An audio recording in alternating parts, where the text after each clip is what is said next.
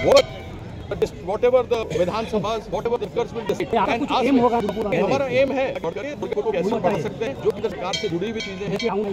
बहुत सारी चीजें हैं, जैसे इंडस्ट्री में स्टेट गवर्नमेंट का आवश्यकता है, बहुत पैसे गवर्नमेंट से पड़ते हैं, रेलवे है, हवाई अड्डा है, फ्रांस का है, ये सारी चीजें हैं। सबसे पहले करेक्ट, हमको खेलकूद तो नहीं रहेगा, खिलाड़ी है।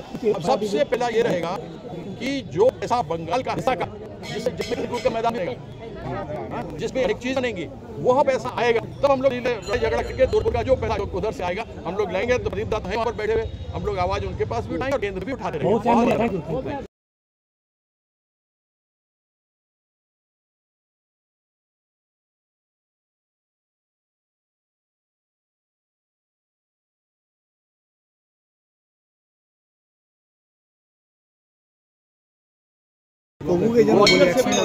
लखनऊ से भी लड़े, तब भारतीय जनता पार्टी के लिए वो बाहर के नहीं थे। अच्छा, उनको छोड़ दीजिए, नरेंद्र मोदी तो गुजरात के मुख्यमंत्री थे, उनका क्या मतलब था वाराणसी में? वो क्यों आए वाराणसी? अभी वाराणसी से लड़ रहे हैं। क्यों लड़ रहे हैं? हम क्रिकेट खेले, तो चीफ मिनिस्टर ने कहा, हमारे बाबा थे, हम तो खेले, वर्ल्ड कप लेकर के आए, तो क्या बंगाल के लोग खुश हुए थे? हुए कि नहीं हुए थे? तो हम एक गाड़ी है, हमारा न जात है, कोई मजहब, न जात होता है न मजहब होता है। हमको दुर्गापुर पहले ही आने का अवसर मिला। जब हम बोकारो स्टील में करते थे तो दुर्गापुर स्टील मैच की बात है, इसको भी है, समय हमारे थे, हमका कोई भारी नहीं है, जिसको खेल से प्यार है। हम बंगाल के विरुद्ध भी खेलते थे रांची ट्रॉफी में दिल्ली से, तो भी लोग हमको प्यार करता है, मारबो टक्का मारते, ऐसा कुछ नहीं है। यहाँ सेवा के लिए आए हैं, पार्लियामेंट की सेवा है, उस सेवा में दीदी जिस प्रकार काम करती है ना, उससे हम लोग सभी आज प्रत्येक व्यक्ति केवल सिर्फ टीएमसी का कार्यकर्ता नहीं, एक व्यक्ति दीदी सीधा अपने आप समझता है। जैसे 1980 में दीदी को पहली बार मिले हम, जैसे दीदी तो हवाई चप्पल पहनती थी, तब सारा कपड़ा पहनती थी, वैसी की वैसी प्रिय है, कोई वही पुराना गाड़ी में घूमते वैसे ही है, वैसे प्यार की है, वही जो जाता है जैसे आम लोग के घर में होता है वैसे। तो हम दुर्गापुर आए हैं, दीदी जिस प्रकार से एक साधारण रूप से रहती है वैसे रहेंगे। आप देख लीजिए, हम बिना चट्टी का है, हम भी हमारे आपका दुर्गापुर वासी और पूरा विश्वास है, हमको पूरा विश्वास है कि यहाँ के लोग अपना समर्थन देंगे, हमको आशीर्वाद देंगे, हम पूरी दमखम के साथ खूब करके आप दुर्गापुर भगवान की प्रकार की जो न्याय करने से खिलाफ करेंगे। बाकी हमारे पास प्रदीप दत्त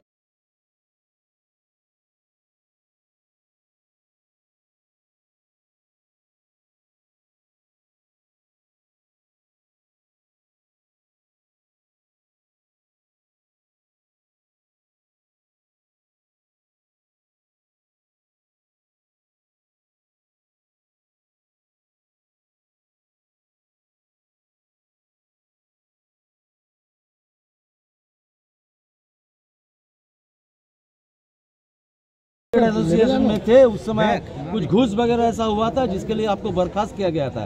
ये लेफ्ट से लेके बाकी विरोधी लोग आपके खिलाफ उठा रहे हैं। ये तो आप ऐसा कीजिएगा,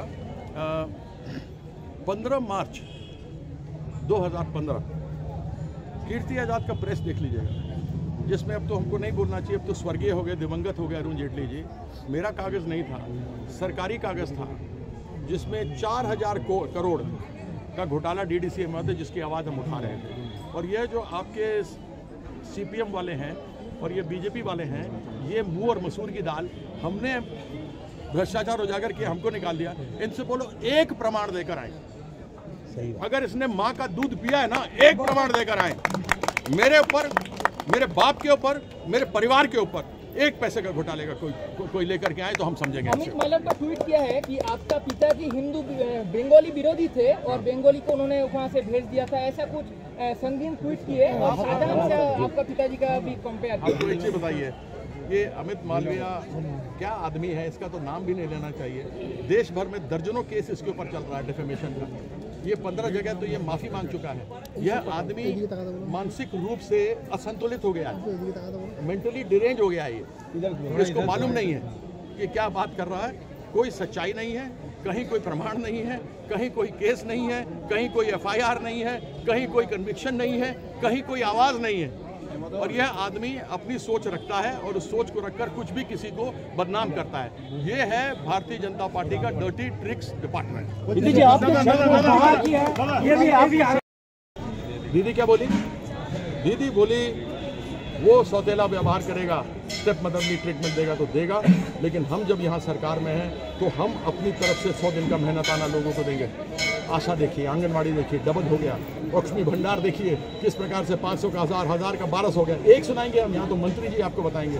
तो हम केवल इतना कहना चाहते हैं कि अगर एक व्यक्ति है जो असली मायने में केवल राजनीति नहीं, लेकिन अपने राज्य के लोगों के प्रत्येक व्यक्ति को अपना परिवार समझती है।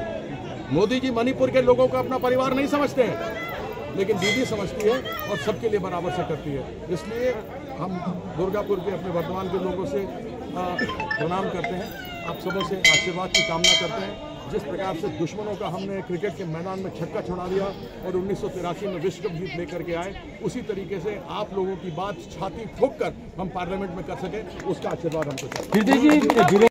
कार्यकर्ता बन के आज आप आए हैं दुर्गापुर तृणमूल कैंडिडेट बन के, क्या महसूस कर रहे हैं? हम धन्यवाद करेंगे दीदी का कि उन्होंने हमको अवसर दिया है। विशेष रूप से अगर कोई भी संगठन खड़ा होता है तो उसके लिए जो ज़मीन से जुड़ा हुआ कार्यकर्ता होता है, वर्कर होता है, वह सबसे ज़्यादा महत्वपूर्ण होता है। और हम पूरे क्षेत्र में घूम रहे हैं, लोगों से जो ज़मीन से जुड़े हुए कार्यकर्ता हैं, उन सबों का दीदी से सीधा जुड़ाव है। और सब जानते हैं कि दीदी अकेली हैं ऐसी जो देश के अंदर धर्मनिरपेक्षता, एकता, महिलाओं को सम्मान, युवाओं को सम्मान, SC, ST जितने भी लोग हैं, जब आप माँ, माटी, मानुष की बात करते हैं तो उसी में सब कुछ आता है। क्योंकि सृष्टि जगदम्बा ने रचा है और जगदम्बा माँ जो है वही है, प्रकृति है, सनातन धर्म प्रकृति है। तो जब आप माँ बोलते हैं तो माँ ही करुणा है, माँ ही ममता है, माँ ही प्यार है, माँ ही दूध है, माँ ही माटी है, माँ ही सब कुछ है। और जो उन्होंने अपना माँ के बारे में बोला, कार्यकर्ताओं को आप देखें, आप मिट्टी की बात करते हैं, इसी मिट्टी में जन्मे, इसी मिट्टी में ख़त्म हो जाएंगे। तो इस मिट्टी से प्रेम करो जिस मिट्टी ने तुमको जन्म दिया। और मानुष, मानुष में कौन? मानुष में हम सब, प्रत्येक व्यक्ति, हर एक इंसान, हर एक माँ, हर एक पिता, हर एक भाई, हर एक बहन, हर एक बेटा, हर एक बेटी, ये है मानुष। उसमें हिंदू भी है, मुसलमान भी है, सिख भी है, ईसाई भी है। अगर हम लोग कहीं किसी ब्लड बैंक में जाते हैं, किसी को खून की ज़रूरत पड़ती है, तो हम लोग अपना ग्रुप मिलाते हैं। ये नहीं मिलाते कि हिंदू का खून है या मुसलमान का खून है, फॉरवर्ड है या बैकवर्ड है, शेड्यूल ट्राइब का है कि जो नहीं। तो इस मानुष की बात करती है दीदी कि हम सब उस खून से जुड़े हुए हैं एक साथ मनुष्य के लिए। इसलिए जो माँ की बात करती है, माटी और मानुष की बात दीदी करती हैं, वही लेकर आगे बढ़ते हैं। प्रदीप दा हमारे मंत्री हैं, हमको सदैव आपका आशीर्वाद मिला है। जितने लोग यहाँ पर उपस्थित हैं, महिला हमारे सेल से हैं, अध्यक्ष यहाँ पर हैं, यूथ के लोग हैं, पूरी टोटल टीम हमारे साथ में। विरोधी लोग बोल रहे हैं सीए लागू করেছে কেন্দ্রীয় সরকার, सीए वोटिंग पोलराइजेशन के बारे में थोड़ा सीए के देखिए, बड़ा स्वाभाविक है।